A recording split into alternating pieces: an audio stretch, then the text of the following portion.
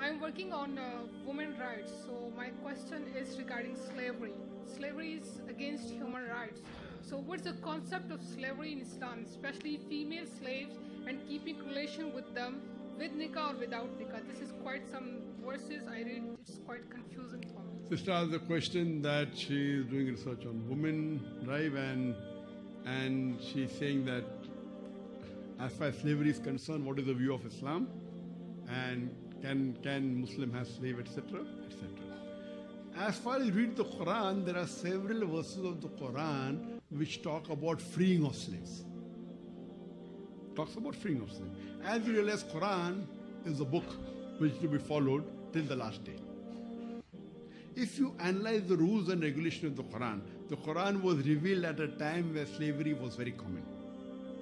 Quran is the only religious book on the face of the earth which gives the rules and regulation of how to treat a slave. You can't overburden a slave. There are rules and regulations kept. Today, if you see the UN Charter, and if you want to put it right, like in slavery in Islam can only take place if there is a war. And if in the war, they can be slaves. Today, internationally slavery is abolished. But today we have POW. You know POW? Prisoner of war. Prisoner of war. Now if you analyze the UN Charter, which is supposed to be the most humane, if you know what's happening in Guantanamo Bay, it's totally against Islam. Yet they're doing it, the Americans. They claim to be the most humane people in the world, the maximum human rights according to me, the most unjust people in the world. And maximum violation of human rights in any country, it is done by the American government. The American may be good. I'm talking about the American government. And that's the reason I'm there on the list also.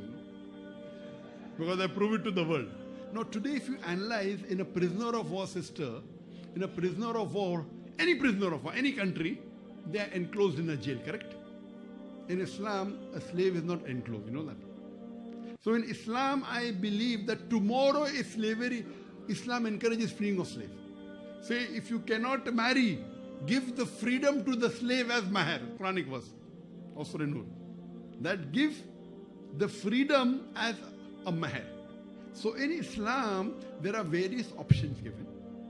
Today, of course, Islam discourages slavery. But if slavery has to come back, the only religious book, the only constitution which gives rights to the slave is Islam. If you follow the constitution, even of the UN Charter, if you read, it is nowhere close to Islam. So when you are talking in Islam, what is slave? It is prisoner of war. No, about laundries, like there's a concept of laundry. Yes, that's again. It's prisoner of war. What your right hand possesses is the word in the Quran. What your right hand possesses. What your right hand possesses. So there are rules and regulations laid down in Islam, and always Islam has encouraged freeing of slave. Always. But if you have to maintain a slave, there are some rules and regulations. Unlike in what others do, they do without telling. In normal prisoners of war camp, what happens? There's homosexuality, gays, lesbians, adultery, common. It is not in the rule book, but it is common. In Islam, Allah says in Surah Nisa chapter 4 verse number 3, marry women of a choice in 2s, 3s or 4s. If you can't do justice, marry only one. According to American statistics, an average American before he marries, he has 8 sexual partners. How many? 8. Average. Some may have 1, some may have 2, some may have 100. 8. After he marries, how many has is not mentioned in the statistics? 8. In Islam, having sex besides your wife, it is prohibited. Yes, when there is slavery, that was permitted. Today it's abolished. When there is. What you have to realize, it doesn't go down the throat. Islam doesn't say marry more than one wife is compulsory. According to me, it is mubah. But if you marry, you have to be just between your wife. And today in the world, there are more women than men. In USA alone, there are 4.8 million females more than men.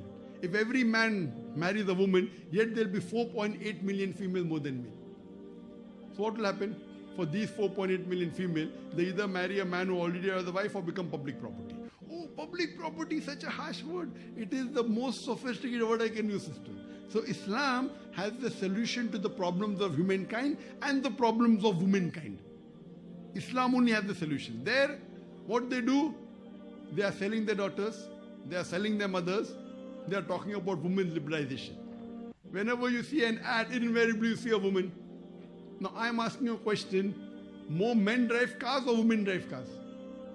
Men drive cars. But in the ad of a car, you'll invariably find a woman. You know, I was told in a very famous ad of BMW, in front of the car, there's a lady with a bikini saying, test drive her now. Who, the girl or the car? So they're selling their daughters, they're talking about women liberalization. They're actually selling their daughters, selling their mother, selling their sisters. In Islam, we respect our mother. We respect our daughter, respect our sister. This is the hijab. They put the blame. Oh, they are subjugating the woman by keeping her in hijab. We are not subjugating, we are uplifting. If this is subjugation coming in a bikini ad in front of a car, we are happy to be subjugated by the law of Allah subhanahu wa ta'ala. So what you have to realize, sister, it is more of words, women liberalization. It is nothing but a disguised form of exploitation of body, dignity of soul, and deprivation of honor. In the garb of women liberalization, in the name of art and culture, they are selling their daughters. So they talk about women. That's the reason today, amongst those people, the fastest growing religion in Europe is Islam. In America is Islam. In the world is Islam. And out of those people accepting Islam, 2/3 are women, sister. Why? So if Islam is subjugating the women, why are the American women accepting Islam?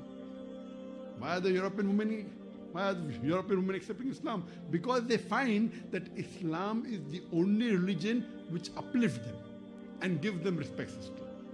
And for more details, you can refer to my talk on the topic women, that's in Islam.